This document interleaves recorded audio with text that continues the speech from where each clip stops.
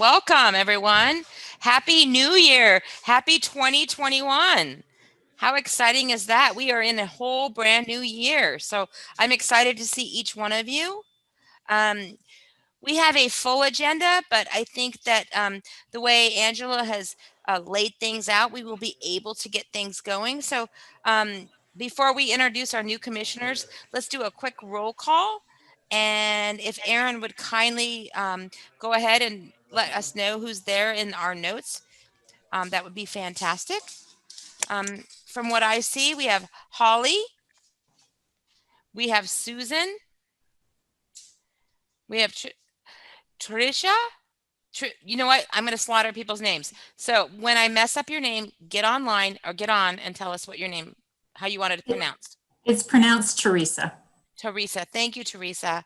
You're welcome. And we have Cindy, and we have Andrea, we have Randy, we have Jennifer, we have Danielle, we have Peter, we have Aline, we have Pamela, we have Marsha, the Honorable Marsha Martin, City Council, we have Nicole, we have Kim, and we have Pamela. Correct? Yes. Excellent. Okay, from what I understand, we do not have any public invited to be heard. Is that correct? That is correct. No public invited to be heard. Okay, so we're going to move right on to, before we move into our welcomes, we would like to go to additions, corrections of our December 17th, 2020 minutes. We need a motion to approve or a motion to correct.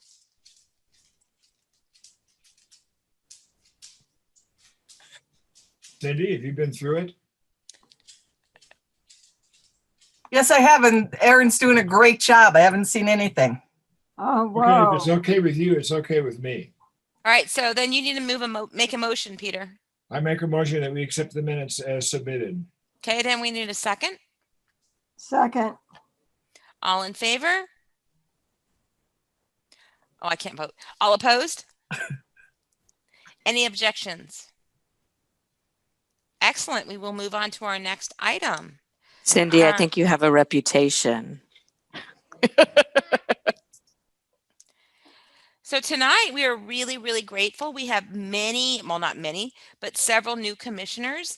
And we talked today about how we would like to introduce everybody. But I think what we'll do, and I don't want to take a lot of time with a big icebreaker, but what I would like all of us to do to get to know one another is to say who you are, why you joined the commission, and your favorite piece of art. It does not necessarily have to be an AIPP piece of art. So I'm going to start with Pamela. Oh, okay. I've been on the commission about 6 months, 7 months, since July. And I joined because I was really excited. Pardon me. I was really excited about doing art in the city, and I've been really impressed by the art that had been placed there. So that's why I'm here. And I think my favorite piece of art is one of the new pieces, the blue piece. And I can't remember the name of it. That's in the walkway downtown. The bear? The big, yeah, I really like the bear. Ursa Major. Ursa Major. Thank you. Awesome. Thanks for sharing. We're really glad to have you here. So I'm going to just move up the scale. Let's go over to Holly.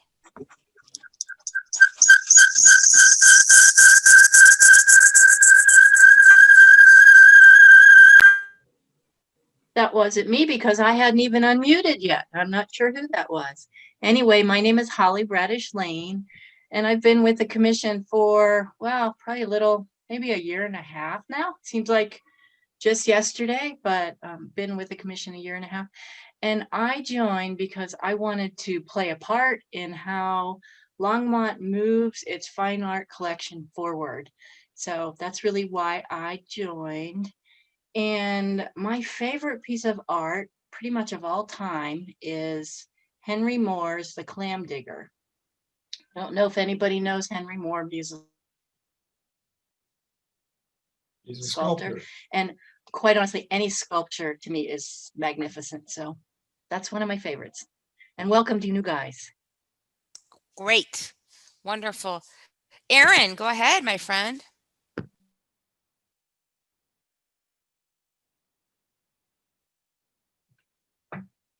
Sorry, I had to move the screen over to unmute. Hi, my name is Erin Helzer. I joined the commission just in 2020, in August of 2020, actually. And I joined the commission because I wanted to have a say in art in my community. I am a big fan of public art, and I think Longmont does a really great job. And I think this is a really awesome commission to be a part of. My favorite art of all time, I'm going to follow in Holly's footsteps with sculpture, is Winged Victory. It's in the Louvre, but the full name of it is The Winged Victory of Samothrace or something like that. But anyways, Winged Victory, which is a sculpture, is my favorite. So thanks and welcome. Thank you, Aaron. Samothrace. No, thanks, Kim. Thank you, Aaron. Let's go on, Susan. You're muted, Susan. Got it. Sorry. My name is Susan Horowitz, and I've been on the commission a little under a year, or at a year. And I wanted to be on this commission to be involved in art in our city and see how all that evolved and what was behind it, and to bring a little something of myself in education to it. And my favorite piece of art, I have to move here because this just came yesterday or 2 days ago. I don't know if we can see it. There. It is a sculpture of a bird. And my dad, who passed away over 30 years ago, did that. And I've been trying to get most of my family lives in Atlanta. And I've been trying to get it to my house for like 30 years. And finally, there was an occasion that somebody could caravan it to me. So it was, I have to think of it like Phoenix Rising because of things changing in our lives and things being hopeful. And so at the moment, that's my favorite piece of art. That's great. Wonderful. And he lived in Georgia, and that piece of marble came from Fort Collins one time when he was here visiting me, and we went up there to buy some marble. It's fantastic. So kind of cool. Thank you, Susan. Teresa, we're so glad to have you here. So you have one additional question because you are a new friend. We would like to hear why you decided to join the commission on top of the other questions. Why I wanted to join the commission is because it looked like fun, and I love art. So that was the gist of that. My favorite art piece is in Grand Rapids, Michigan. It's a sculpture by Alexander Calder. I don't think it has a name. I think it has a number, but I have no idea. And I guess that's it. Awesome. Thank you, Teresa. Angela, you don't get out of it.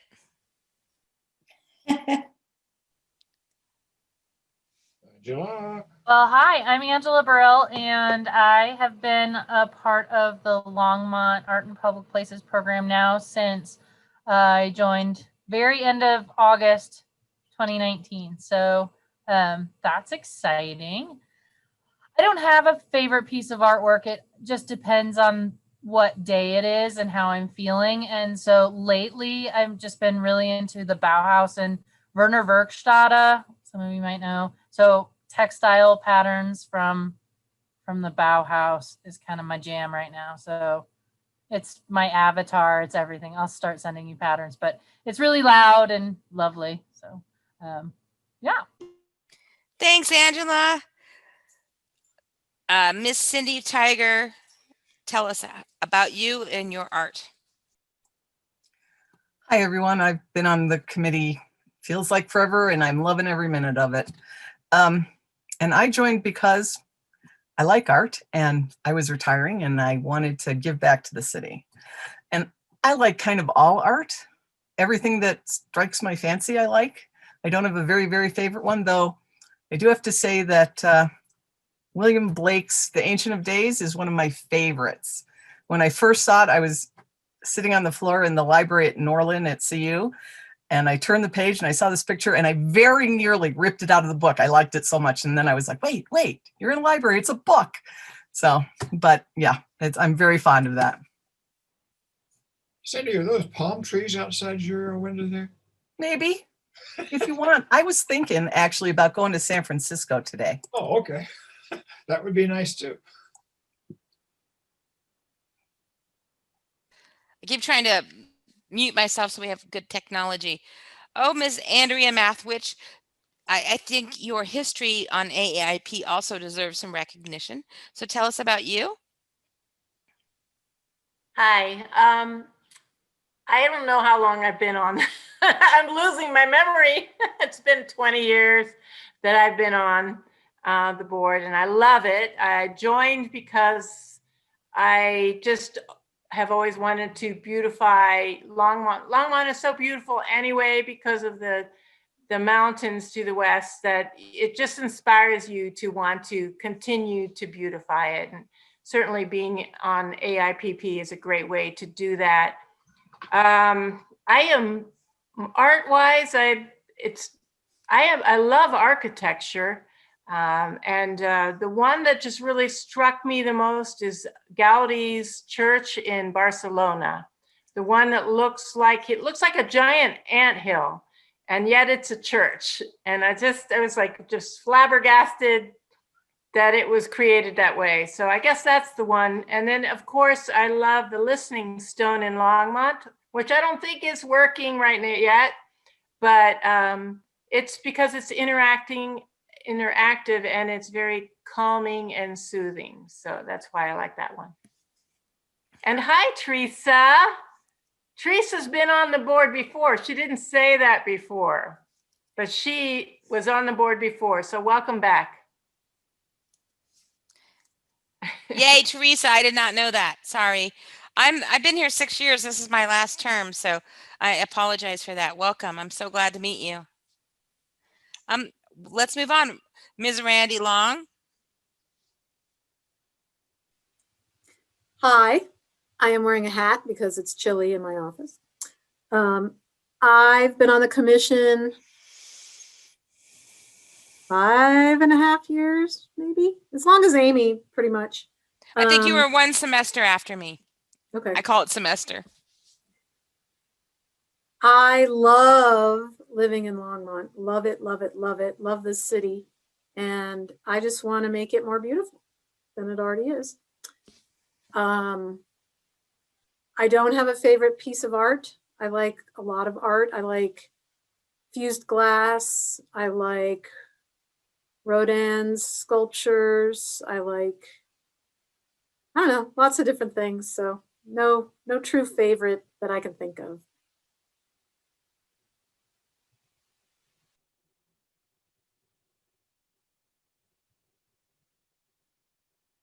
Thank you, Randy. I keep unmuting and going back. Hi, Jennifer. We're really happy to have you here. I don't want to make a faux pas, but you haven't been on the commission before, have you?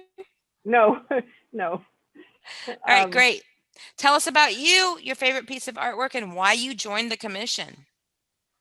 Well, I'm Jennifer Miller, and I just really, my biggest motivation, I think, was I just wanted to be part of the life of the community. I love being part of the, going to different stuff in town. I love going to the parades. I love going to all the different things that there are.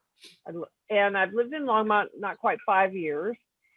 And so I just looked down the list of commissions and decided that this was one that looked like the most fun and would fit with my skills and my background and so forth. So it's true, it's very hard to choose, but the first thing that came to my mind when you posed this question is, I love the frieze that's outside the library. And I often take visitors to see it. I think it's so charming, and it's such an interesting form of a, you know, the freestanding frieze. You don't see that kind of thing too often. But I also love O'Keeffe, and I love this black iris. This one is called, yes, this is the black iris. There's several in this black to gray to cream with pink that I love of hers. I love O'Keeffe. And so. Thanks, Jennifer. I'm a big O'Keeffe fan myself. Danielle, great to see you. Same thing. Why are you here, and your favorite pieces of art? I'm here so that I can be part of the community.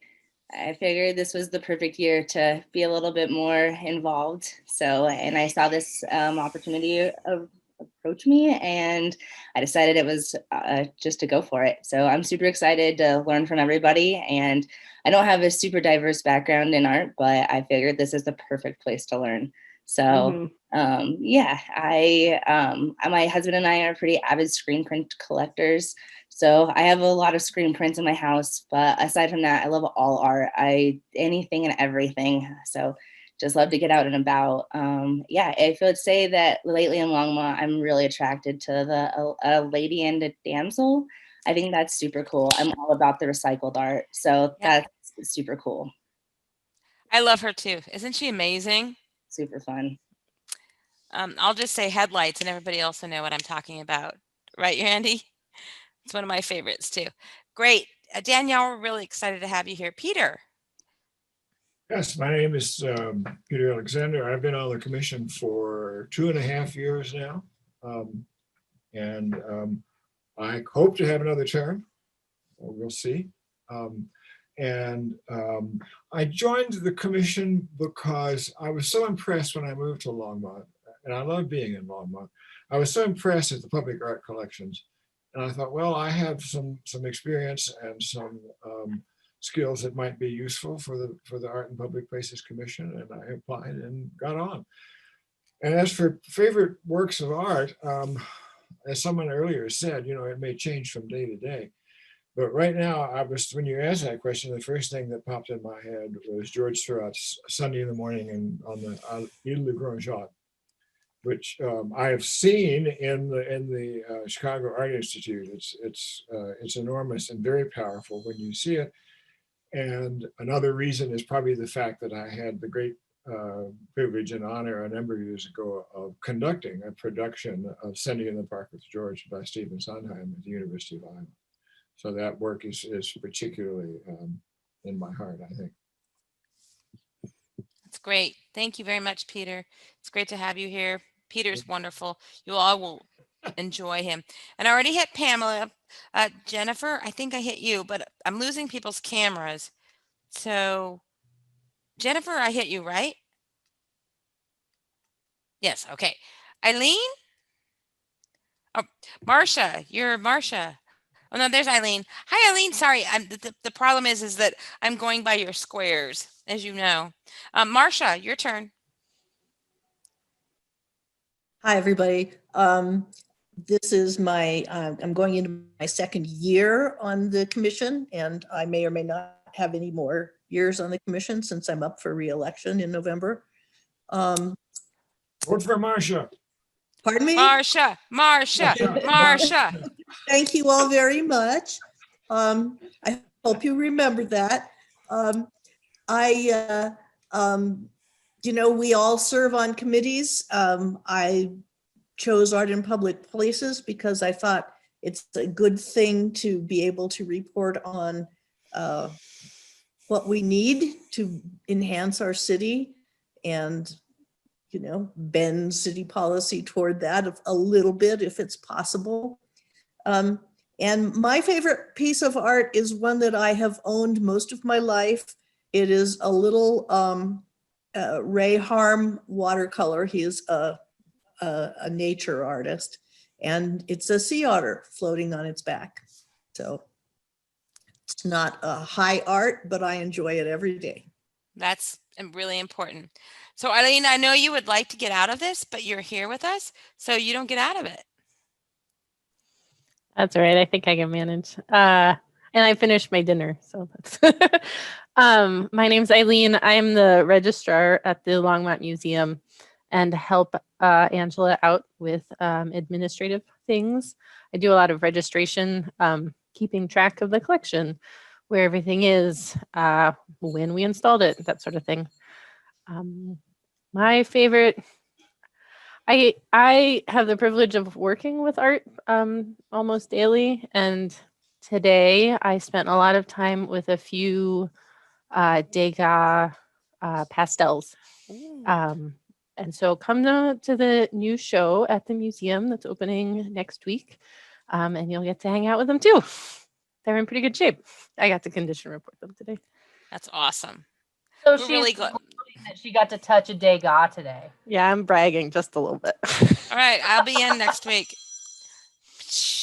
Okay, great. We're so glad you're here. You've been such a wonderful addition, so we thank you. Nicole, I know you say you're just this, but you are in our windows and we want to hear from you. Hi, everyone. So my name is Nicole and I work at the city as an executive assistant. And when COVID happened, we all got extra duties. So my duty is running the Zoom for the community service boards, which I love because clearly I have an issue talking a lot. So thank God I mute myself or I'd take up your whole meeting. So I've just really enjoyed being on all the, part of all the boards because I listen in the background. And so I've just learned so much. I don't live in Longmont. So I've learned a lot about just stuff in Longmont and all the art stuff. And this is going to really be bad, but I don't really have a favorite art piece because I'm just not very knowledgeable about art. So I'm so sorry. No, you don't. Don't you apologize. Never beat yourself down. This will probably make you want to go look at things. Mm-hmm. I bet you, that's what we're here about. We're trying to let people open up their minds and learn more. We're really glad to have you here. So thank you. Yeah, you guys are awesome. Thank you. Kim, you are the last on my screen. Okie doke. Well, so I am Kim Manage. I am actually not on the commission. I am the director of the Longmont Museum, and the Longmont Museum is the entity that administers the Art in Public Places program. So I show up every now and then. My favorite piece of art, I am totally with Angela and Peter. Like, I don't really have a favorite work of art. And with a master's degree in art history, I think it's like virtually impossible for me to identify one. And I've totally been inspired by all of your answers. It makes me think about all the wonderful pieces of artwork in the world. But if I were forced to answer at this moment in time, I think I would say James Turrell, a James Turrell piece. He's a light artist, if you aren't familiar with him, and he's been working on a piece for years and years and years and years that is supposed to come to fruition soon, that is called the Rodin Crater. And so he actually purchased a piece of land in New Mexico that is a crater that he is turning into a sculpture. And I can't wait to see it. I'm so excited. That's awesome. All right. I think I hit everybody. Did I hit everybody? If I didn't, speak now because I've tried. I really tried. Okay. My name's Amy Mann. I am an instructor, faculty member at Front Range Community College. I am in my 5.5 years on the commission. I love it. I really miss the personal interaction that we've had. So Zoom has been a real struggle for me, as has 2021. I have a new favorite artist. I'm not going to lie. My favorite art pieces in Longmont are those silly shock boxes that just make me smile every time I'm there. So if I'm in Longmont, but my very, very favorite one right now is an artist by, it's Kathy, but it's a German name and it's Kollwitz. And I would encourage you to look her up. Kathy is her favorite work of mine is a piece that came out in 1903, and it's she lost a child, and I lost a child in 2010, and it's just beautiful, beautiful, basically pencil and art. So she's my favorite right now. Next week, as everybody knows, will be someone different. So thank you so much, everyone. I'm really grateful to have you here. We've approved our minutes. We've done our welcomes. I just want to also recognize the mentors that our new folks have. So I want to thank Cindy and Teresa. Cindy Tiger is Teresa's mentor, and they've been working together. At least they've met once. And I'll allow you all to comment on this in a minute. And then Randy and Danielle have met once, at least. And Jennifer and Susan have met once. So mentorship is something that we thought this program really, really needed. And so we're grateful to have everyone participating in that. And I'll let anybody who wants to comment on that make a comment. But thank you so much to our mentors and to our new members. No one? Are you having fun yet? Good. That's all that, well, that's not all that matters. All right, let's get busy, folks. So we are on to item number 7. I have a different version of the agenda. So Angela promised to help fix me up when I got mixed up. But we are talking now about public art project updates. And we have the Werdeman Park Sisters update. So Angela. So at this moment in time, I met with Parks Department last fall, and we are scheduled to have our quarterly update soon. And then, of course, the Sister Cities Guzman team, which is 3 folks from their larger body, are meeting with the task force, hopefully in the next couple of weeks. So that's Susan and Cindy. So jury's out on when that date will be, but it absolutely will be before our next meeting. Where Steve is in the Werdeman Park project as of last fall was they are going to consultations, so they should be going to bid. And what that means for us is we actually will have officially a timeline of when construction will be underway, basically when our concrete will be poured, and then that will determine the timeline for the art project. So I anticipate that we're going to get cranking, and that call for entry should be out this first quarter. So more to come on that. Thanks, Angela. She's just moving quick. All right. So item number B under public art project updates, we've got the good old, I know you all have heard this one, RSVP, but guess what? We're going to talk about the Boston Bridge. Angela. So the Boston Bridge project, the last that we had spoken, of course, I had spoken with the senior engineer, and, you know, it needed to go back to the tippy top and say, hey, we need a drawing for you to share with us so we can start developing what that idea is going to look like. And that's where we are. So I anticipate seeing something here, but yep, it's coming along. And same kind of thing on the timeline for that. They're at a 60% design, which means that we're in prime time for launching something. It's a good time to do it. So, yep. Great. Thanks, Angela. So our next item is a little bit bigger and a little bit more complicated. And so Angela and I agreed to like kibitz back and forth on this one. We are now talking about Art on the Move 2021. And those of us who have been on the commission, this is probably one of our favorite things of the year. And it's been a little more complicated, right, with COVID. So we have some opportunities. We did have some opportunities to partner with LGDA, and I'll let Angela explain what happened with that. They're totally on board with us in the future, but that's something that we're going to have to look to in the future. We have some opportunities here. We can look to, with our Art on the Move, calling for artists in a 2D fashion and a 3D fashion. So I'm going to let Angela explain a little bit about that. And then what I'd like to do, or Angela can do too, is we need to probably look at some voting opportunities with some money with both the 2D and 3D pieces. Right, Angela? So last year, because of a prompt from Judge Frick at the Safety and Justice Building, he was looking to update their space somehow, but there wasn't a capital project in that space. And so task force got together, went and looked at the space and spoke with Judge Frick. And of course, you know, in those beginning moments, it's, I would like to see this, and I'd like to see this.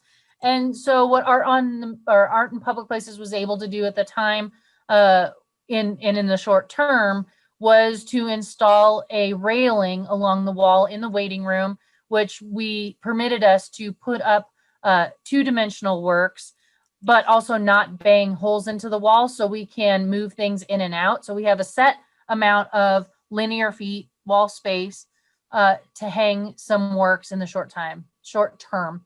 So we incorporated that into our On the Move last year, and we bundled it, if you'll recall, and folks who were voting, all together.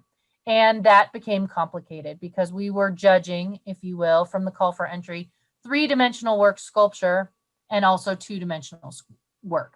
So the question at hand, because we are at that time where we need to launch the call for entry for the whole program, the program in whole, is do we separate those two calls into two separate items, Art on the Move 3-dimensional, Art on the Move 2-dimensional, and continue to treat the Safety and Justice Building space every single year. So it would have rotating art every year. So that's the first question. The second question for discussion is, if we do that, when we're looking at two-dimensional artists, paintings, photography, etc., do we look to loaning from one artist who will treat the entire length of the wall? And then what would the stipend be to treat that space? How we did it in 2020 was one artist whose work was cohesive, who is cohesive, and we for the 3 paintings on loan, we gave them $1,000, which is the same amount of money that the 3-dimensional artists get for loaning one sculpture. So those are kind of the questions at hand. Just a reminder, our limit is $7,500 for the entire program. And currently in the 2020 to 2021 loan cycle, we have 6 sculptures on display and 3 paintings, so a total of 9 works. And we spent $7,000. So every artist received $1,000 for their loan. So I think just a discussion underway of how we would like to proceed, certainly keeping in mind the complication and the going through the submissions and making that as easy as possible is the big goal. So I had to have Angela explain this in Amy terms, which can be quite a little simpler. So we have to figure out 2D, 3D, and how much money, right? So for those of you who need Amy terms, that's what we're looking at. And maybe it's your terms too. Maybe I don't want to say simple because I admit that I am simple. So I'd love to open this up for discussion and questions. And Angela, okay, Randy, hit it. I would like personally to increase that fund if possible. I don't know how to do that because I don't think 7 or 8 pieces is enough. Angela. And yes, so in the grand scheme of things, especially in executive session, we have talked about the necessity of supporting local artists in that way. And that was the goal in having the Creative District and LDDA assist us. The problem is that to do that is a change of the charter, which means a change of the guidelines, which is an act of City Council.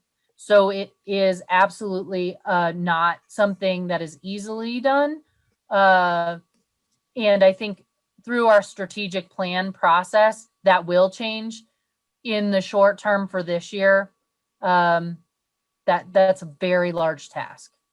Was the reason, so I remember in the past, we've had up to maybe 12 pieces. Is the reason that it shrunk because we increased the price we're paying per artist? We did. So, and this was before my time, but this kind of art on loan program, if you will, is very common, especially in municipal public art programs in our state. And the amount of stipend that we are giving to artists is fair with the other programs, and also gives us the edge of, you know, people want to come to Longmont. So I think that going backwards might not behoove No, us. I'm not Right. saying we should pay them less. I just, Yes, but that You is know. exactly the case. I think even at one point it might have been $500 or $750 or something like that. So yes, that's where we are. I think you're right. I think you're exactly right, Angela. I think that we went up. Cindy. And I'm sorry. Oh, so go ahead, Cindy. Sorry. Because it's in the charter that we get a percentage, not less than $7,500, right? Of whatever okay. So can we, as a commission, put in more money? I mean, we take the $7,500 that were allowed by the charter, but can we then vote for like another 5,000? Just, just to pay people? I'd have to ask Angela that. Sorry. So where it gets tricky is the way that our funding works. So right as it sits now, and again, I can't remember when Art on the Move came into play, but we're talking 10 plus years, right? So it's a little dated, certainly that way. Also with the way the pay scale, but it's that the funds that come from art in public places are derived from a 1% of construction funds from capital projects with the city. And that, as the charter is written now, is designed to acquire assets for the city. And the number of years ago when temporary art programs were coming to play, kind of in a placemaking, that's really what it's called in contemporary kind of status, is that these loan programs were just kind of coming up. And so the commission at that time said, we'll support a program like that because we understand it supports local artists, and either this percentage of your annual fund or $7,500, whichever up to a max of $7,500 is how much can be used for temporary artworks, AKA not an asset, right? And those are different line items in the budget. So without an act of city council and changing the charter, we are limited in the way that we support a temporary art, something that's not owned by us. And that amount of time can be variable, right? For example, a shock art box, which we are commissioning, in some amount of time might become defunct or might explode. They don't explode really, but you know what I'm saying. We have to decommission it, but we have a policy for how that happens. But a temporary art isn't the same as that. Does that make sense? I think so. Andrea, you had a question or a comment.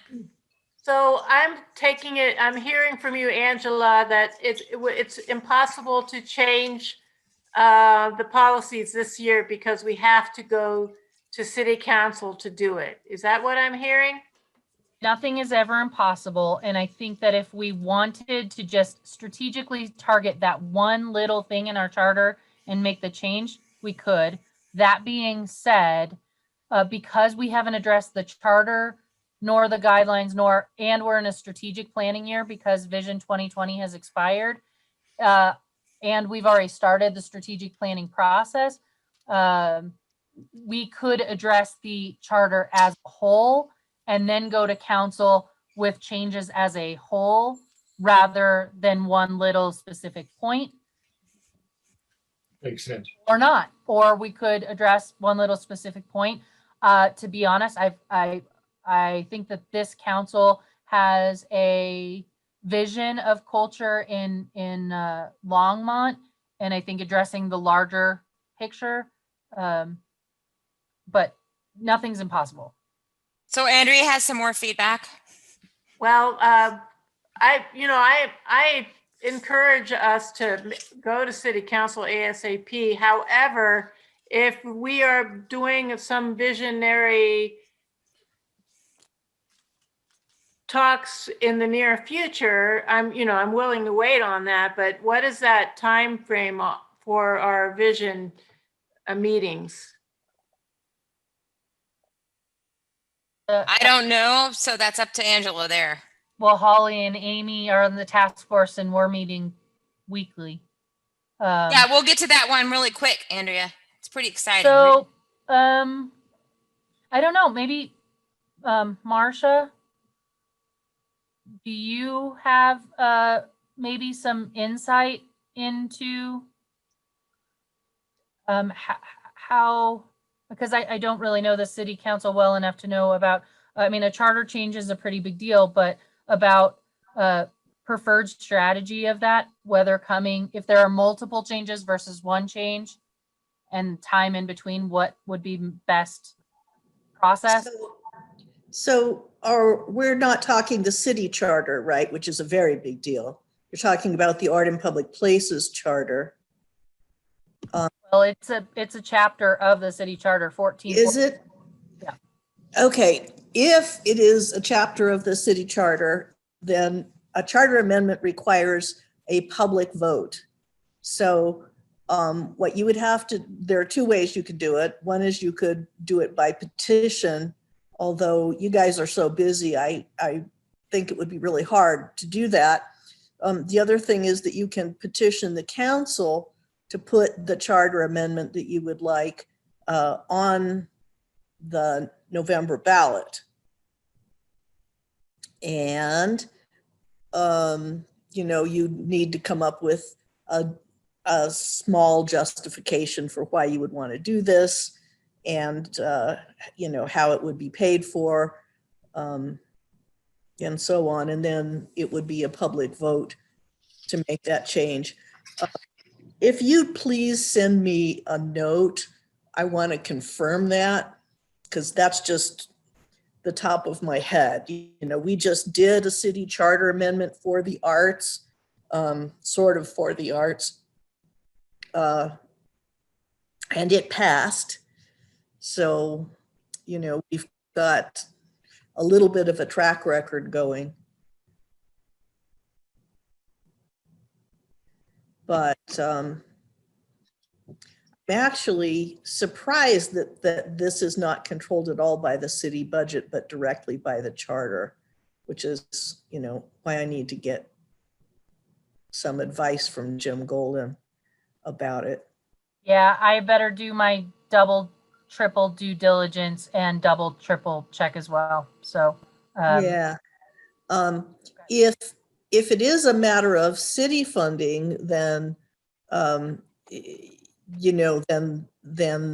as you put together your strategic plan, it'd be the much simpler process of making a request during budget planning season in June or July, and try to get that rolled into the fall budget.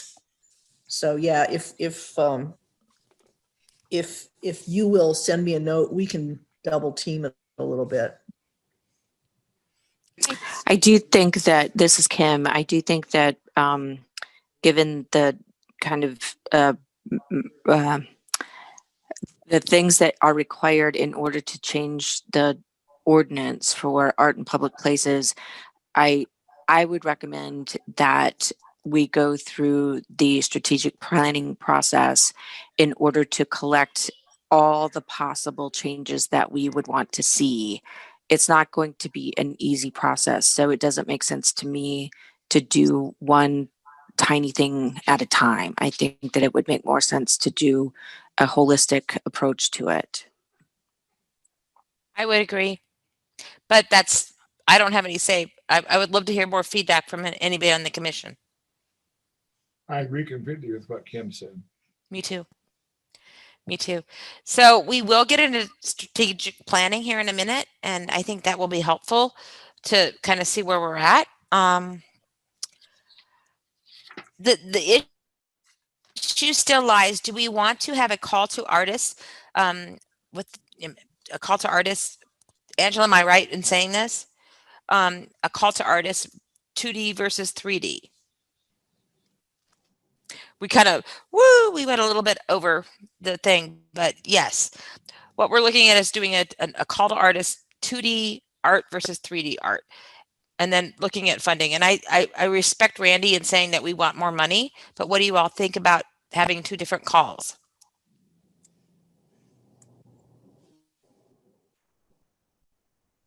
I think we should have two different calls. Who was that? Aaron. Oh, hi, Aaron. You're up into my corner now. I agree. I would, so we would need a motion on the floor. If Angela will correct me if I'm wrong, that we would need a motion to have two different calls, at least initially, and then we need to figure out how much money is going to go to each different area. Okay. All right. I'm like looking to Angela. I'm like still looking at her face, but yes. So the motion on the floor would be that we need two different calls, and I would need somebody to move that, please. I move that we have two different calls, one for two-dimensional, one for three-dimensional art on the move.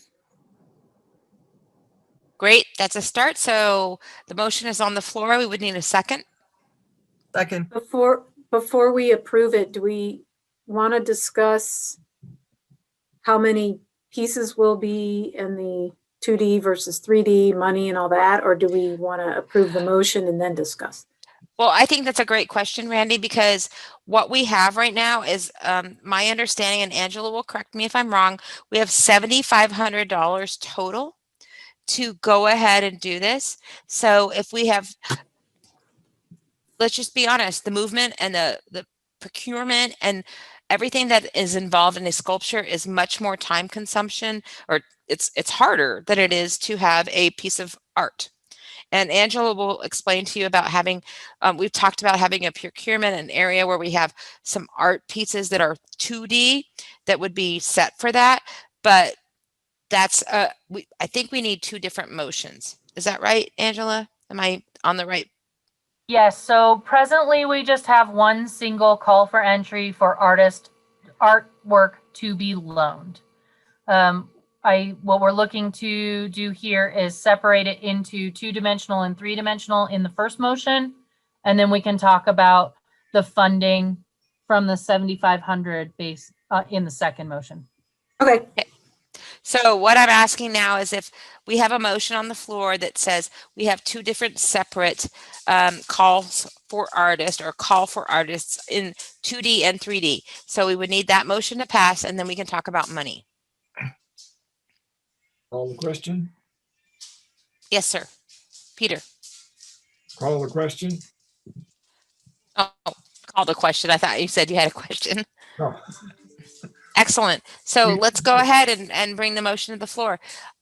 All opposed to having, or all in favor of having two separate calls for artists, one via 2D, one via 3D. Yes, is that correct? Okay, so I need somebody to motion that. Great. All in favor? Okay, all opposed. Good, the motion passes. We will have two different calls for 2D and 3D. Who was Now, our second? Sorry, I missed. Who seconded the motion? I did. Oh, Cindy, thank you. all right, now we need to talk a little bit about money. So yeah, go ahead. I was just going to Angela. say, so right now we're at $1,000 is how much we've paid for sculptors to loan their artwork. And again, the singular artist that is on display in Safety and Justice Building brought 3 paintings, which filled the wall, and we paid that person $1,000 and had $500 left over. So that's where it is in the present day. Up till now, the majority of the works have been three-dimensional, right? They've been sculptural pieces. Is that painting in the, or set of paintings in the Safety and Justice Building the first two-dimensional artwork for Art on the Move? Yes, exactly. We had one in the museum, a piece of wood, waves in the museum at one point. Yeah, we've had them in the past, but not very often, and we didn't distinguish them like we just did from three-dimensional. I have a question. If we have a call to artists, can we not take anybody if we don't like any of the artwork? Or I was thinking that at one point we were thinking about having a three-dimensional thing on that wall in the Justice Center. What if we decided we wanted to do that and we put out a call for 2D art too, and then we just didn't take any of those and took a, I mean, is that something you can do? Okay. Yeah. So is the question that we're supposed to decide now is how many of each? Is that what we're deciding? I think the bigger thing is, are we going, if we do a two-dimensional call for entry, are we looking to select one artist to treat the entire space and pay that artist a single stipend? And what is that stipend? Or do we do a call for entry, say photography, and we try and fill the wall, but then the wall is so big and you'll have various sizes. So say you get 4 teeny tiny little things, it's not going to fill the wall. You pay each artist $500 a piece because that's what you have in your budget remaining. So it's kind of determining what that will look like. And of course, recognizing that more artists and the more funds that are in that one space, the less sculpture that ends up in the rest of town, right? So is the two-dimensional art specifically to fill that space? Yes, at this time, because that's where we have the hanging devices that we've invested in that don't make holes in the wall and that we can change things out. And it doesn't matter how large or small they are, we can hang anything, but we only have that available linear feet, which I wish I had written down of how exactly that is, but I don't know. That's different from all the other Art on the Move because we're just asking for pieces and then we decide where to put them after we have them, correct?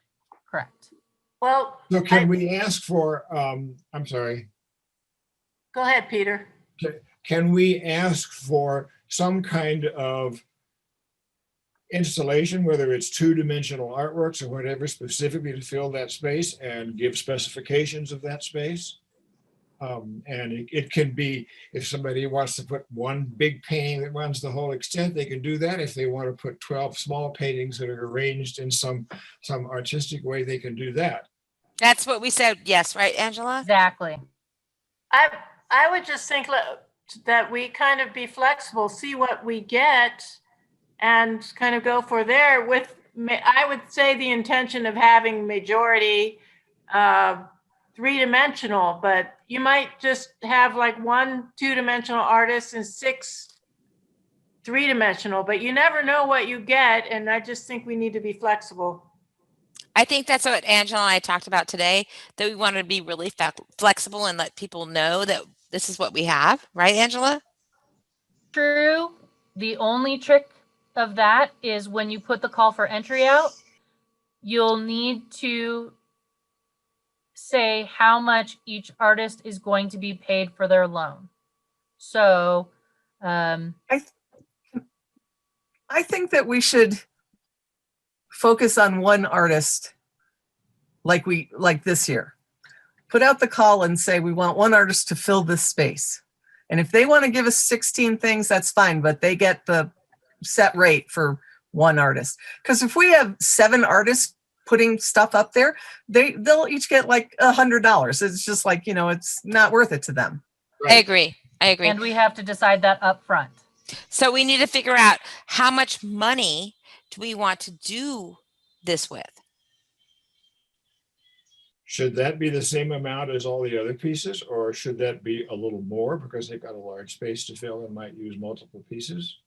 Well, we've got an additional 500 on top of 7 grants of 1,000, correct?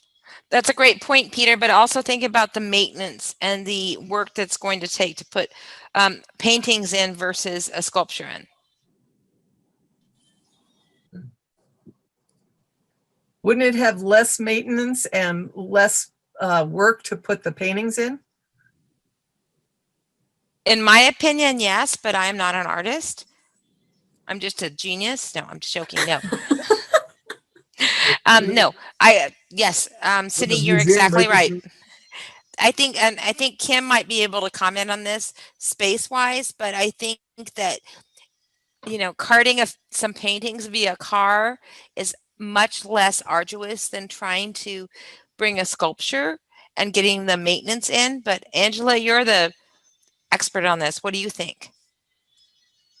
I mean, I think most often, yes, easier to install 2-dimensional work than 3-dimensional. But to Peter's point, if it was an installation artist who came in and treated the entire wall, I mean, that could be quite a bit of time. I think that the way What's that? approached it this last year was a smart one. And the only was that, two-dimensional artists got the same price for 3 loans as a sculptor did for 1 loan. Sculptor was more difficult transport. 2-dimensional artist, we got more artwork. It makes it a little more streamlined. The art calls are going to go out at the same time. So we're just treating all artists, no matter what your media, the same. I agree. Makes it a lot easier. Okay, I'm going to throw something out here as a potential motion that we, from the budget, we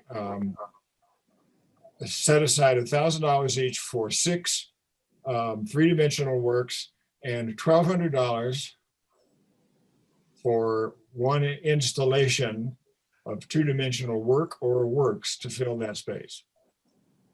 I would be happy to hear a discussion about the exact. And I would like to hear Angela's input on that because, Peter, that's great. That's brilliant. I would like to hear what Angela has to say about that because she knows our money better. Within budget, that's fine. Why the extra 200, Peter? Well, just because, as we said, it might be multiple artworks. And they've got a specific space to fill rather than just saying, I've got this work and you can have it for a year. It's more tailored. It takes a different kind of thought process and preparation on the part of the artist. So we offer a little bit more to fill that specific space. That's my point. Andrea, what do you think? Space. Oh, sorry, Cindy. It is a big space.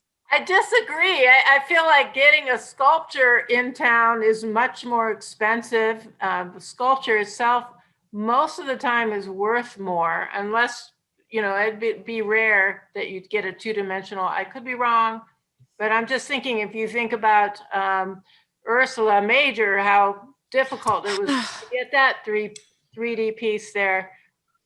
I think we're being very generous with the 2D artists by giving them the same, but I understand for the simple reason of simplifying that it makes sense. And I would hope that having a multiple art pieces would be part of that process. We would end up getting 3 or more pieces or 1 gigantic piece to make it worthwhile. So in true Paul Meese fashion, and I'm throwing this in Angela's lap and she didn't know this, would anybody be interested in talking about this offline? Because we could sit here and talk about this all night. I think Kim has a point. Oh, yes, Kim. I was just going to add that I think I agree with Andrea that not only are we talking about a big difference in terms of shipping and things like that, but in terms of the fabrication of a sculpture versus the fabrication of a painting, there's enormous difference in price. And so if we are, even if, unofficially, if we are hoping to compensate artists for the work that they're doing, sculptors are spending a lot more money to create art than painters are, generally speaking. I mean, that might not be true for everyone, but generally speaking, they are spending a lot more in materials than a painter would. And so I would agree with Andrea that if we were going to have a difference in compensation, I would be more inclined to give the sculptors more money than I would the painters. Me too. May I play devil's advocate just real quick, thinking bigger and longer into our future, just quickly, that let's pretend that years from now, the charter does change. And let's pretend years from now that we do have more funds and we have more buildings that we could outfit with loans in other ways and in two-dimensional art. If we treat all artists the same today, with a precedent of giving artists $1,000 for their loan, two-dimensional for treatment of this space, three-dimensional for treatment of this space, and we just use the two calls simply for ease of selection, then when we get more funds, then when we get more space, to make differentiations of price is going to be a better argument and a more more logical argument because of the change of the program. This is our infancy, and I think if we start creating, we're setting a precedent. So whatever precedent we set for going forward should have reason and behind it. So that would be my reasoning for keeping that singular treatment of the space for ease of selection. And so it jives with how much we're paying artists. I also like that because if we decide to put a three-dimensional thing there, it would be the same as the three-dimensional stuff outside. Okay, I'm going to propose that I withdraw my previous suggestion for motion and just say that we are looking for 7 artists, $1,000 each, and specifying that one will be a two-dimensional piece to fill that particular space, and the others are to be sculptural three-dimensional works to be placed as the commission sees fit in Longmont. All right, Peter, that's beautiful. So we have some new people here, and can we translate that, or do we need to translate that? Do you all get it? Danielle, you all are good with this? Okay, I know Teresa is. Danielle, everything makes sense? Jennifer, go, please, Jennifer. Yes, I have a question. No, I think this is a good way to think about it, but what I'm just as clarifying, do we pay any shipping or transportation costs? No, they have to. So most of them, I know Angela said that most of the things come from near or around here. So if they lend it to us, no matter how big or small it is, they have to somehow get it here. And then we pay, do we pay, like if we decide, okay, it's going in the library, they have to get it all the way to the library? Okay, we tell them where to bring it to. Okay. Well, that's another factor. I mean, I'm in the discussion that we're talking about, right? That's kind of rolled into the discussion. It's like they're going to have more expenses transporting a giant sculpture around than they are putting a few paintings in the back of the car. Okay. All right. But in both cases, they are mostly pre-existing works. They don't create a new work for us. Yeah. And also they get the exposure of having it outside in the public for whatever reason. Right. No, I get it's a good deal, and I'm glad that we're able to compensate them. But obviously they're going to have more expenses, getting the thing to us, depending on how big it is. Angela, can you explain how that works a little bit? So for our new folks, I don't want to put them in the dark, but so what happens usually is that they are responsible for getting it here, putting it up, and that's included in their fees. Or well, No, Angela, they're explain. only responsible for transportation.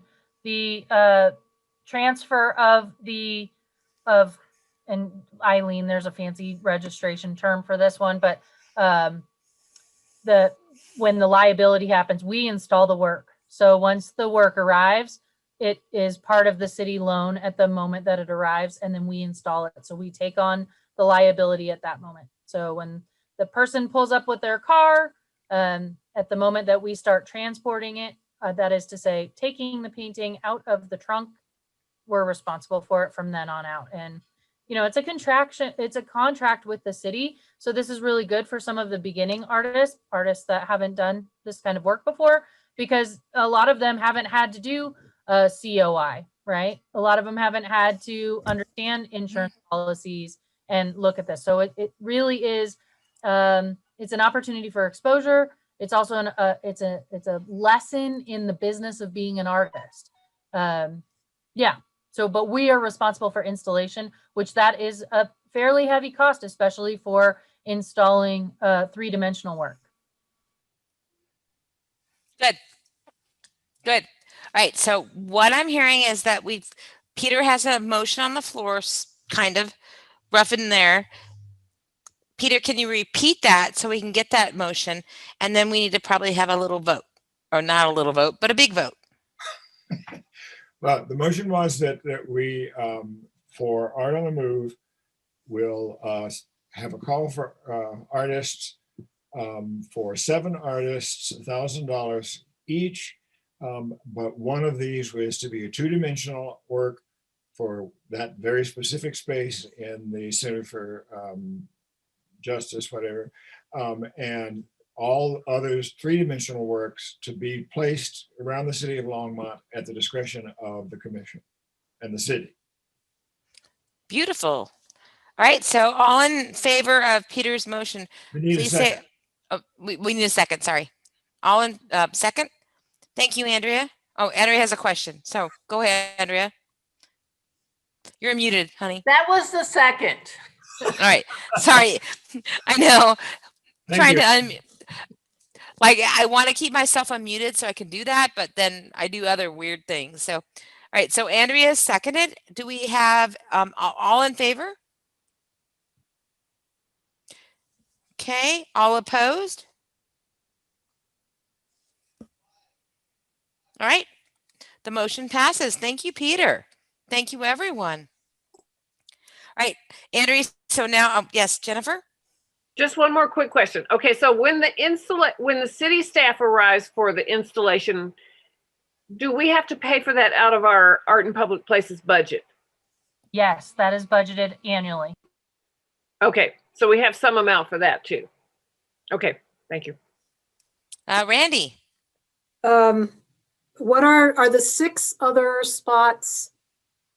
I think we have more than 6, but we have to choose 6 of those from the pool. How many do we have? Lots. Really, last year was my first year going through the process, and ultimately how the task force decided was based upon the artwork that we had. For example, the blue Picasso horse really needed a long and skinny place, and it needed to be bolted to concrete. So we had to, based upon the list that we had, look at the artworks that were really very specific, site specific, take care of those first, and then the other ones kind of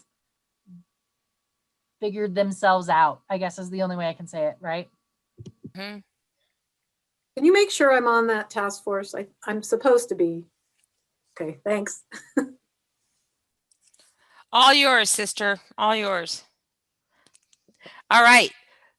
So I knew Angela and I talked today. I think that we knew this was going to be a big one. So how do you all feel about?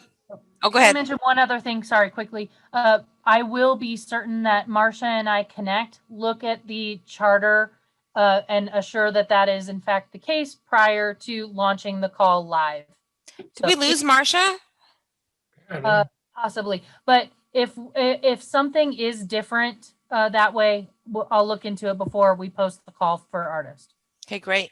She waved Hey, goodbye and Amy, Marcia had to leave at 7 o'clock. She had let me know earlier. All right, thank you, Nicole. I appreciate that. And I keep clicking out, so if my camera goes off, we're having really bad weather here tonight, so I apologize. I can't wait to go home. Are we going to have some kind of vision retreat maybe in the fall once? Because, you know, if we're all inoculated, I feel like we can join. You know, I would assume by the fall we're all inoculated. Well, I won't be chaired by then, but so I will join you by Zoom. Yes, as soon, we need to have a retreat as soon as possible. Okay. All right. So we, Angela, I'm kind of a little bit confused. Do we need to go on to specific money, or are we okay right now to move on to our next item? Oh, that's done. So we're on point 8. Oh, goody. Not goody, but I knew it was going to be. All right. Well, here's our big thing, and I'm really excited about this. I don't get excited about much in COVID, but we are now onto strategic planning. And I'm just going to say a few minutes or a few words about this. Holly and Angela and I have been working together a little bit on our new strategic plan. We think it's going to be a 5-year plan, but everything's in the air right now. And I want to commend our fellow member, Holly, for working so hard on this and getting some information. But we are looking at different formats. The city has asked us to submit a pre-plan, right, Angela, basically? I think eventually, yeah, but right now, just looking at the waning of Vision 2020 was very much the catalyst for the necessity for a new and revised strategic action plan. Right. So we're looking at different formats, different ways to get together, different ways to create a mission plan. And so we are in the beginning stages of what we're working on. And Holly has a lot of experience in this, so it's been fun working with her. And Angela and I are kind of like we said today, we know enough to be dangerous. So we're excited about Holly's input. I think that there's going to be so many opportunities for all of you to help write this strategic plan, right, Angela? Yeah. So I'm going to let Holly talk a little bit about that.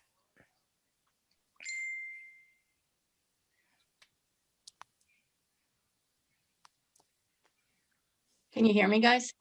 It's cutting in and out on my end. Sorry about that. So Andrea, it's really exciting for you, for me to hear you say that we need to get together and look at our vision, because that's really what strategic planning is.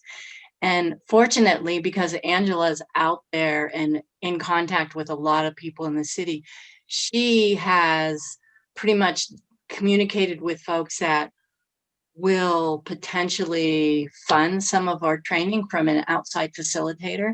So that is kind of where we are right now, just trying to decide what that's going to look like and how we can put a proposal together so that we could most effectively do that. So if you guys remember back about a year ago now, we really started some of the pieces of the strategic plan process. Remember, we came together and we did a self-assessment from our commissioners, and we looked at some of our strengths related to that. And as an executive team, we did a SWOT analysis. So there are some things that have already gone into that planning process, but it's very exciting now because it looks like there's going to be maybe a whole new opportunity that is even bigger than what we thought when we started a year ago. And of course, it all got stalled because we went right into COVID and we weren't really meeting for a couple of months. So lots of good things. And I think Angela will bring it forth. We're going to meet weekly here for the next couple of weeks to try to solidify a proposal, and then we'll go from there. The other big piece that's come now to the surface, which also has been, in the works for so long, and then of course got stalled by COVID, but to their credit, pushed it through. And actually, this is credit to Kim. The museum went through a museum assessment program through AAM, which is the American Alliance for Museums. And so some of the audience and some of the legwork, if you will, of who's committed and who are the stakeholders in our community for culture, who are some of the other organizations, who are our neighbors, friends, and partners, has already been done.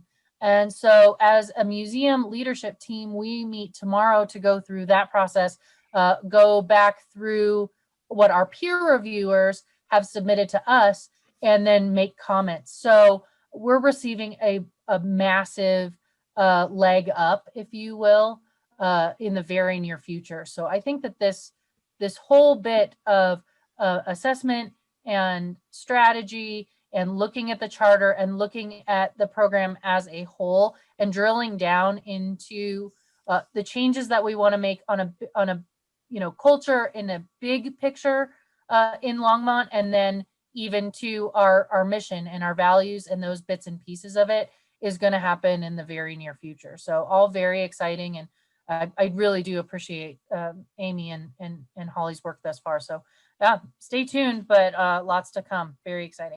It's really cool, you guys, folks. It's really, really cool. I'm so excited. Holly has a lot of experience, and Angela and I are learning as we go. And it's just, I think we're going to have a lot of fun with this. I'm hoping that I can stay on in some capacity as we write this, like member at large.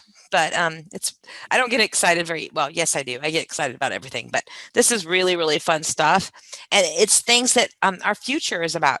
We're talking about stuff that's going to happen, like your grandkids, your great grandkids are going to be looking at these things in 20 years, which is really, really cool. So any questions about that?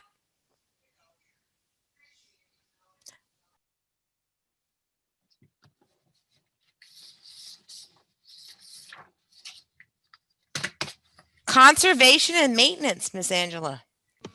All right, so hopefully everyone had an opportunity to look at the short list that I have sent to you. Thank you, Amy, for going through that with me. Basically, the process that we did was took the spreadsheet of pieces and then broke them down, if you will, into a loose quadrant of the city, and then assigned. I'm sorry, I did not look at where you lived and based it on your address. I just said, hey, guess what? You are south, you are central, you are looking northwest, and then split the pieces so everyone got a small handful. If it was a piece that had more components, I didn't give you as many pieces as someone else, but I think depending on your load in your life, if it's too much and you want to drop something off, let me know. If you are super jammed excited about this and you want more, let me know. Also included in that was a link to the smart sheet that we created this last summer, if you'll recall. And I'm going to do something hairy scary and share my page. Maybe I will, maybe I won't. I probably will. Well, you're going to see yourselves there for a minute, but hold on. Okay. Can everyone see my screen? I can't see you now. Holly, I can see you. Give me a nod. I can. Does that work? So it's not pretty, but it's really functional. So when you follow the link, this is going to be the form that you find. Can you see it? Is it really too small to see? No, looks okay. Oh, Holly says good. Okay. So the great part about the smart sheet is if you decide that you are a pen on paper kind of person, I typically am, I will print this out and maybe keep a maintenance notebook. And every time you visit, you could just keep it in your notebook and answer all of these questions. And then when you get home, take your notebook and put it into the form. The brilliance of this form is that as soon as you submit it, it sends me an email. And it also loads into a spreadsheet that then I can filter and sort. The even better part about it is that Eileen and I are working on eventually mirroring our fields with our database that houses our public art collection files. And so this is really important work, and I know that it's laborious, but it's also a new way of doing a maintenance sheet. So some of this is very much opinion based, and that's okay. You don't have to be a museum whiz and touch Degas all day. I'm sorry, I'm just jealous. I'm gonna just say that. Sorry, Eileen. But you don't have to be a museum whiz to go through this form and do a very fair assessment. And it is going to tell Eileen and I if there's something that raises a flag in our world. So an overall condition, how, overall, when you go up to it, how is it? the reason that there's no excellent is because the only time a piece of artwork is excellent is the second that it leaves the studio and is in the most pristine condition ever. And once it's installed, it's great, right? But it's gone through travel and it's experienced a little bit of life. So it's not excellent anymore. So that's why it's not on there. But obviously if you send me a note and I open my email and I see poor, I'm going to go and see that piece that afternoon, right? And then these additional issues, what if there's a broken part, if there's something missing, that's going to tee me off that we have a bigger problem here. A surface coating, hey, did somebody spray paint it? Does it look like somebody took a magic marker and put another mustache on Roosevelt? You know, those are going to be the kinds of things.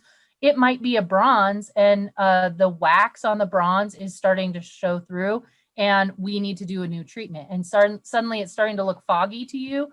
Well, it's got a surface coating, right? And what is the condition? Ooh, it looks really bad. It's flaking. So again, you don't have to be a genius to answer these questions. And I tried really hard to have field notes like Peter had mentioned earlier. It's just with this format, it's a little bit finicky. But there's hazards. So if there's a live wire and it's sparking and there's a pool of water at the base, you know, that's hazardous. A hazard is certainly something that if a kid were to come up to it, that kid might get hurt, right? Damage. What is the assessment of your assessment of that damage and how much of it, what percentage of it is damaged? Is there a placard? That is our number one goal for our first assessments of these artworks is there a placard present? That also includes a bronze plaque, a plexiglass placard, if it exists or not, and then what the condition of that placard is. And if you are able to do a latitude, longitudinal assessment, there's a link. So if you're doing this on your phone, you could get your latitude, longitude right away. It would help just if we're in the future going to do like a walking tour or something like that, but not necessary. I know that's that's a bonus. And then file updates, the goal for that is any images that you take as you go along the way. If something's broken, or if just it's a pretty picture, whatever images you can send is all the better, And then you can choose to send a copy of your responses to yourself, and then you submit it to me, and it comes straight to my email. And this is really a game changer. So we've tried to refine it. I've had interns play with it, and I think it's good. So Andrea, yes. So from your email, I got the impression we were only looking at the placard. Are you telling us then we should just do a full assessment of the whole sculpture while we're there? Depends on if you have the time or not. It's completely up to you. My hope is that these can at least be a seasonal adoption so that everyone can commit to the number of works. And again, you can add or subtract for this season. And if you can't fill out this form and you can only tell me, yes, it has a placard, no, it doesn't, that will move us forward certainly on that project.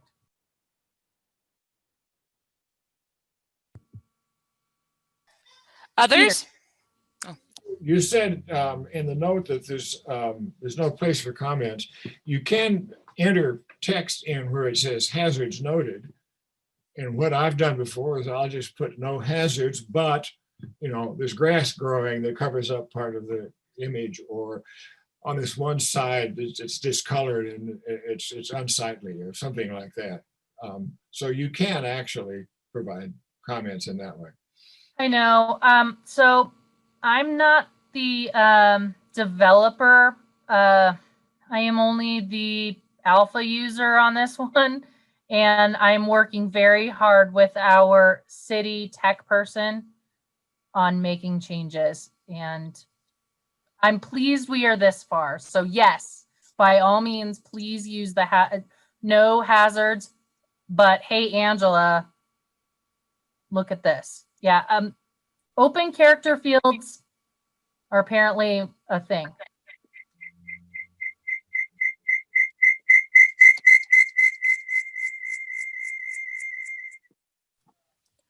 Uh-oh, not me. Okay. Okay. Good. Any other feedback or comments on that? Thank you, Angela. It's so much it's so organized and great to do that.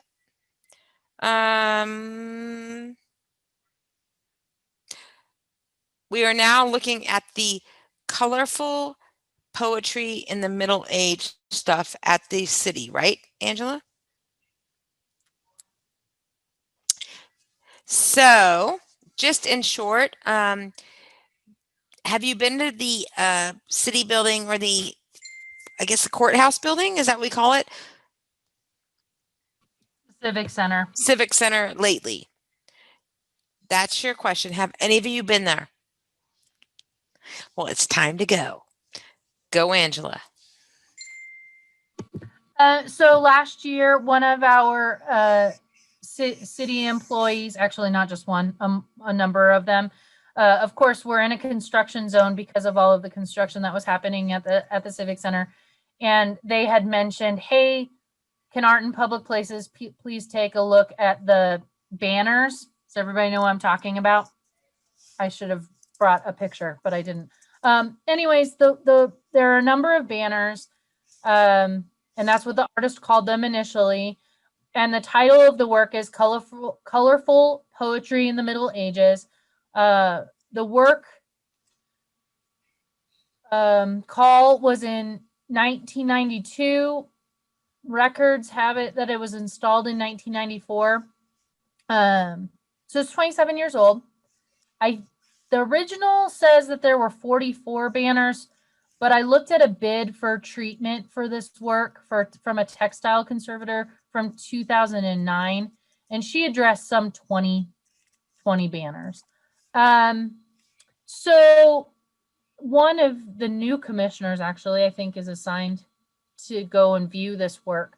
But I'm hoping that we can get a group of volunteers who might just go and pay your utility bill in person, and or just go and visit the Civic Center building and take a look at those. And I can send you pictures from the original, but I think that they're pretty faded. And the real question on the table, and we don't have to answer this tonight, is what is the path forward? Do we get a textile conservator out here to assess the work, which will mean getting a lift, getting at least one down, probably one that's been in the light for a long time. Looking at if the textiles are frayed, what the condition of the material is, looking at the color. Is it something that can be re-dyed? I don't really know. I'm not a textile conservator, but and really, how is it that we should move forward so that piece can either relive its former glory, or that we address it so it can be the best looking piece that it can be? Because the Civic Center, of course, went under massive renovation. So Art in Public Places received quite a bit of construction funds. I don't know the exact amount, but when the new budget comes out, I'll know. And also, of course, as you likely know, it is the 150th, I can't say that word, sequential 150th anniversary of the Chicago, Colorado colony this year. So the city is celebrating. And Sesquicentennial. Thank you. I can't say it. And the city is celebrating, and they would certainly, they are championing, and they're going to promote any and all projects that we do this year. So that's kind of the story of that. So at the very least, hoping for a number of volunteers who would like to go and view the piece. And if anyone has seen it recently, if you have any thoughts.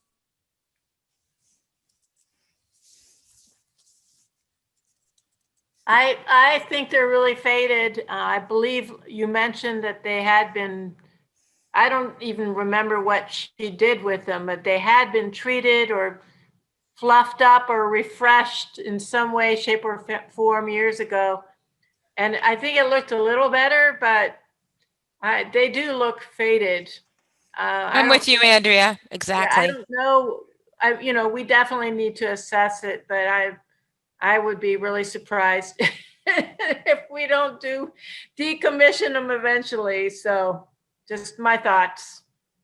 We went, Cindy and Angela, when we were looking at space, right? And you pointed them out to us, Angela, and they are pretty worn looking.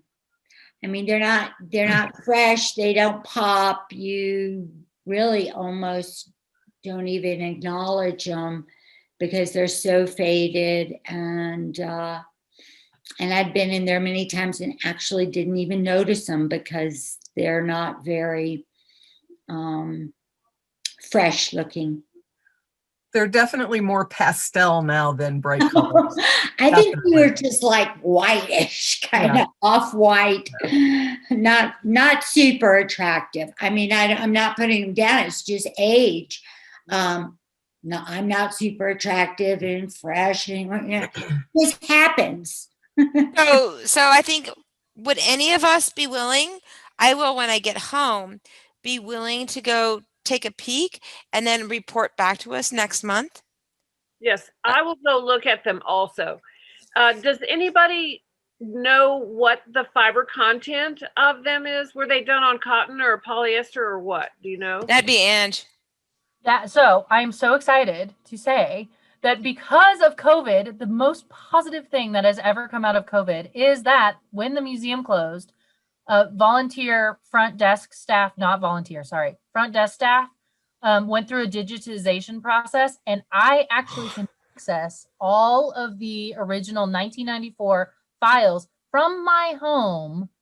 Oh, wow. Look for you, and I can find, and it's brilliant. So I will send you a note offline about all of that business, and maybe in the meantime too, I can ask finance what the final number was that came from the Civic Center CIP, because those funds are directly linked to that building.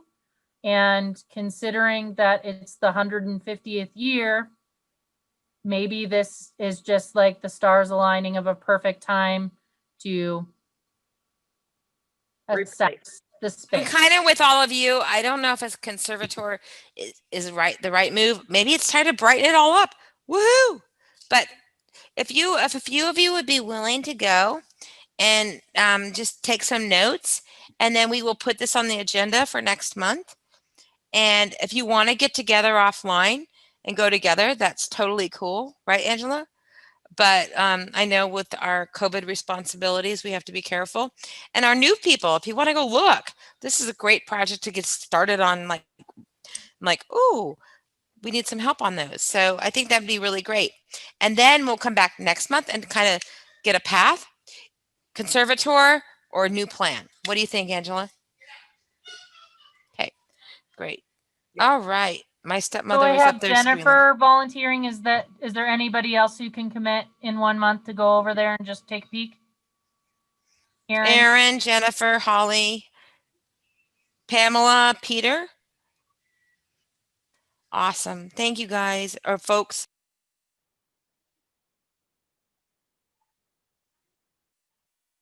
We are on to our administrator's report. All right. Thank you all for sticking in there and hanging in there. Okay.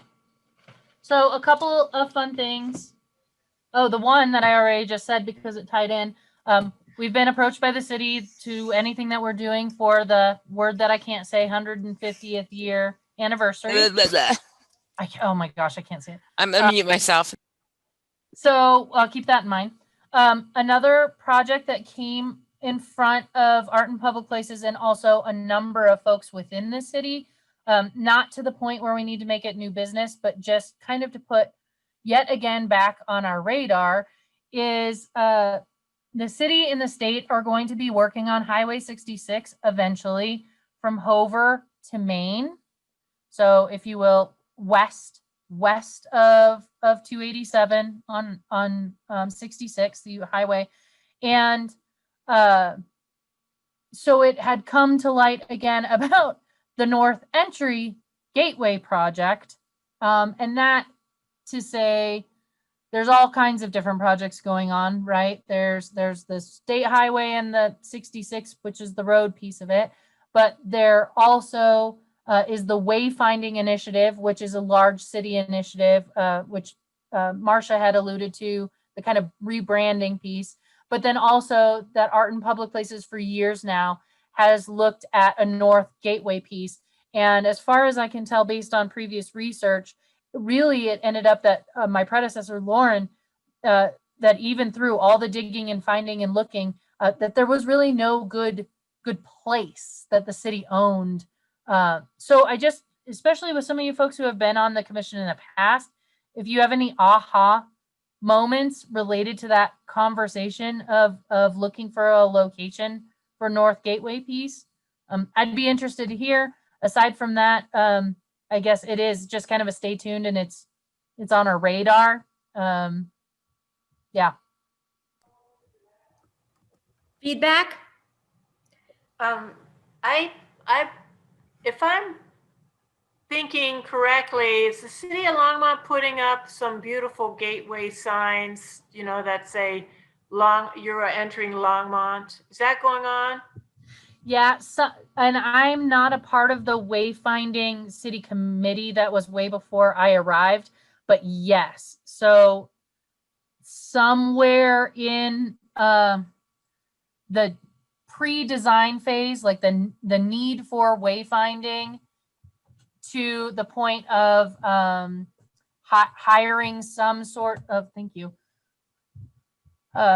hiring a design for, I think that there's something in there. And I think that that's why we're being brought to the table at this point, is because if the city is doing a large wayfinding program or initiative, that boy, it would be sure smart to make it beautiful and include Art in Public Places. Right. I think we would need to see that, what they're proposing or what they've done are doing before we make any big decision.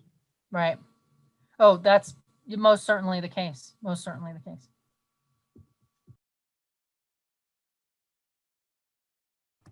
Any other feedback on that? Susan?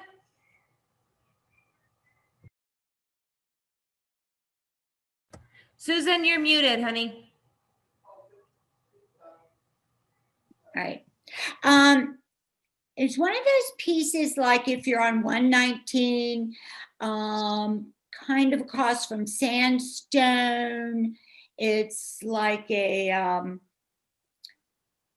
it looks like a river kind of thing, and it's on this pedestal. It's not real tall. I mean, you do see it.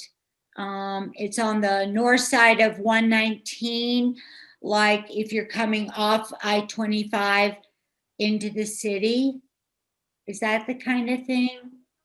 The ones that the entryway pieces are Florida Llano, the big red stone piece on the east side of town, and then the other one is the blue balls entering from the boulder from the diagonal. Right. The entryway pieces. Okay. So we only have 2 of them. There's been talk of doing another one on the north. And, you know, I'll be honest with you, you may not disagree with me, but those entryway pieces were highly controversial in the end. And I wouldn't mind having a little bit of discussion whether or not to even have it. Because I just feel like Floridiana, to this day, people are really griping about these stones, which are really historically significant fence posts, but they view them as gravestones, graveyard stones. And I'm with Andrea. I think we need to talk about it a little bit. Yeah, I'm not sure if it's necessary, or I'm not sure if I want to put so much money. Those are the big, they cost a lot of money. We may be going through a big recession. We may be having a budgetary cutback in the next couple of years and doing a big entryway piece that a lot of people aren't very pleased about, or they speak loudly about that anyway, is I just don't know if it's important enough to do. I mean, it has to be discussed for sure. The other thing is that neither of those pieces say anything about welcome to Longmont on them. I mean, isn't that what the city is looking for? Something that says welcome to Longmont and then twofold, like typically a gateway piece is something like when you think of the Eiffel Tower, you know you're in Paris. When you think of Spirit of Longmont, or you see something like that, a Coloradan might say, oh, I'm on my way from Boulder to Longmont because I see this. And in the artist statement initially, it was something along the lines of that there was a lot of technology happening in the city. And so, yes, I certainly, I can hear both sides. So again, like it's not a, this is happening or not happening. Wayfinding, I think, one way or the other, and just signage. And maybe Susan, that's what you were talking about, is there a sign? There's something I think even says welcome to Longmont on it. I'll just notice it the next time I go by it or something. That is part of the wayfinding project with the city, that city of Longmont that you're talking about, Susan, because they were going to put one on the west side as well. I don't know if you guys remember a few years back, they right there at Hover and 119, if you're coming from Boulder heading east at that stoplight, right before you got to that stoplight, they put a big median there because they were going to put a wayfinding sign there. And even that one that is on 119 coming in from the east, heading west into the city, the two mountains, and it's got a stream in it and everything. Right, exactly. That's what. Yeah, that I think cost the city $250,000 just for that. And yeah, and that hasn't been popular. And I know the city would like to do 3 more of them eventually, but they don't have the property or the placement. Okay, that's shocking. Okay, so this and makes if anyone more wants sense. to know more about that, Sandy Cedar's a good person. Yeah. Okay. So it makes sense then that they roped art and public places in, because I think that part of the goal, of course, is to make it beautiful, and who best, to advise on something beautiful than art and public places. But again, this was just one meeting, so don't be surprised if it comes about in new business. But right now it's just kind of a FYI, I got an email, that kind of thing. Any other questions related to that? It doesn't sound like it has legs. Anyways. Okay. So this one's a fun one. What did I call it earlier? Amy and let me look. Golden Spike. Yeah, it was like a name. I was gonna go there, but I'm gonna let Angela tell you what it is. No, you go. The Golden Spike Conundrum. Yes. So in 1997, I want to be accurate. And hold on, just one quick moment. No, 1994. Okay, hold on just a second. I got it here. Hold on. 1994. The work is 27. No, that's not it. 150-year-old Chicago colony. Bold. Oh, never mind. Go for it. I'm gonna mess it up. So okay, here we are.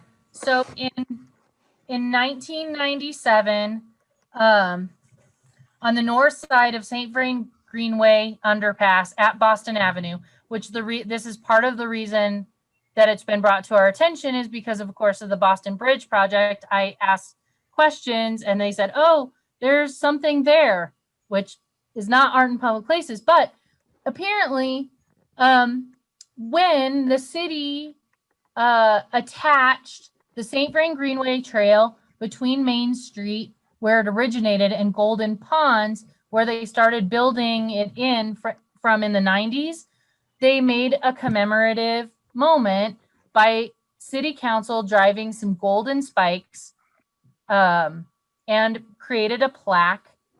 And the idea was to mimic the Transcontinental Railroad connection. So those were the places where the two, that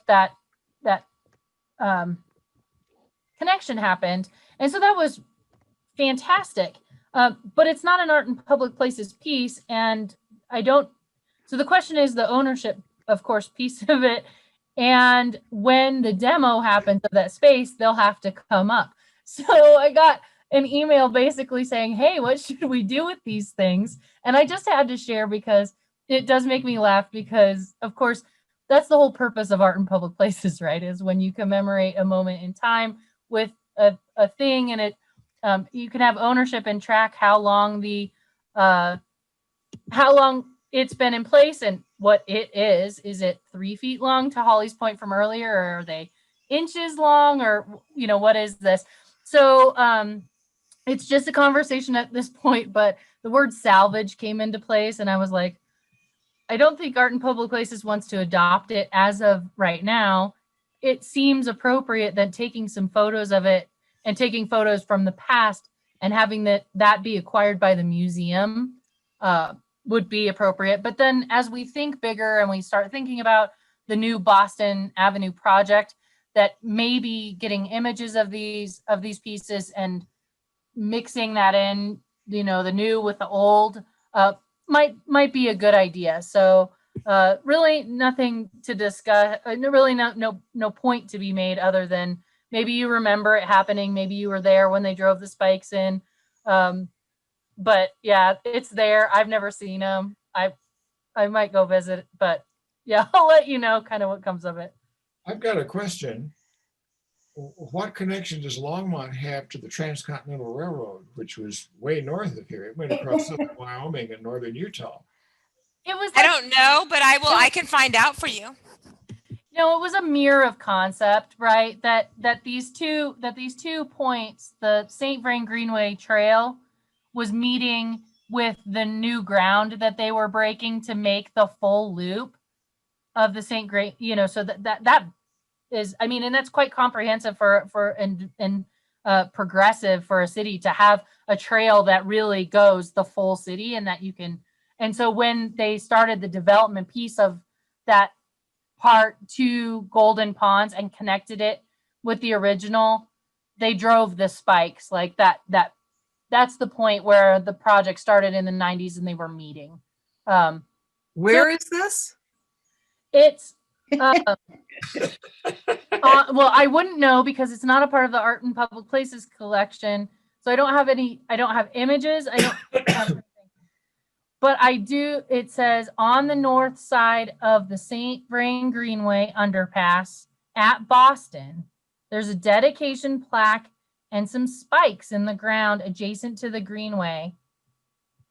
So I'm going to ask Parks. It's a Parks thing, right? It's a, and Paula just came out with her book, but I'll have to review, and I don't think it was in there. Anyways. I have a call in. If I get my answer before our meeting's over, I will let you know. So anyways, the point is just like that, what's to happen when they come up, and chances are they'll be acquired by the museum, and we'll see that they make it their way there. But in the future, as we Art in Public Places do the Boston Bridge Underpass project, it might be nice to nod to this moment in the city's past. So I just thought you all would really think that was fascinating, like I do. I'm a collections geek. I'm sorry. I'm a geek too, so I just have to tell you, my expert, he said, like the light rail or the old choo-choo railroad.